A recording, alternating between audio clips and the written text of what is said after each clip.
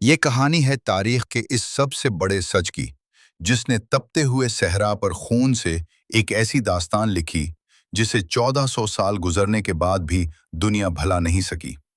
ایک طرف لاکھوں کا لشکر تھا اور دوسری طرف صرف بہتر نفوس، لیکن اس جنگ کا فیصلہ تیروں اور تلواروں نے نہیں بلکہ صبر اور سجدے نے کرنا تھا۔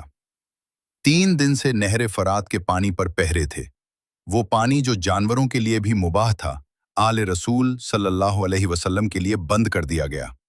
ذرا تصور کیجئے اس منظر کا، جہاں خیموں میں معصوم بچوں کی پیاس سے سسکیاں گونج رہی تھی۔ جب 6 ماہ کے ننھے علی اصغر کو امام عالی مقام اپنی گود میں لے کر میدان میں آئے، تو پانی کے ایک قطرے کے بدلے ہرملہ کے زہریلے تیر نے اس معصوم کی پیاس بجھائی۔ یہ وہ لمحہ تھا جب آسمان بھی خون کے آنسو رویا ہوگا۔ ایک ایک کر کے سبھی یار و انصار، بھائی اور بیٹے قربان ہو گئے۔ اب باری تھی نواسہ رسول، جگر گوشہ بطول، حضرت امام حسین علیہ السلام کی، جو خود تنہا اس پورے لشکر کے سامنے کھڑے تھے۔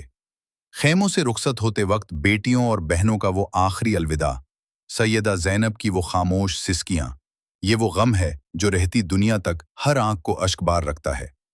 میدان کربلا میں جب ہر طرف سے تیروں کی بارش ہو رہی تھی، امام حسین زخموں سے چور، گھوڑے کی زین سے زمین پر تشریف لائے۔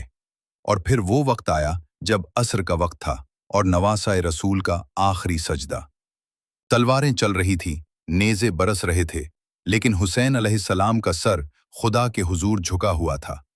ادھر شمر کا خنجر چلا اور ادھر روح کائنات تڑپ اٹھی۔ حسین کٹ گئے لیکن حق کو بچا لیا۔ انہوں نے سر کٹا کر یزیدیت کو ہمیشہ کے لیے دفن کر دیا اور دنیا کو سکھایا کہ جب بات اصولوں اور دین کی ہو تو سب کچھ قربان کیا جا سکتا ہے، لیکن باطل کے سامنے سر جھکایا نہیں جا سکتا۔ سلام ہو حسین پر اور سلام ہو کربلا کے ان عظیم شہداء پر۔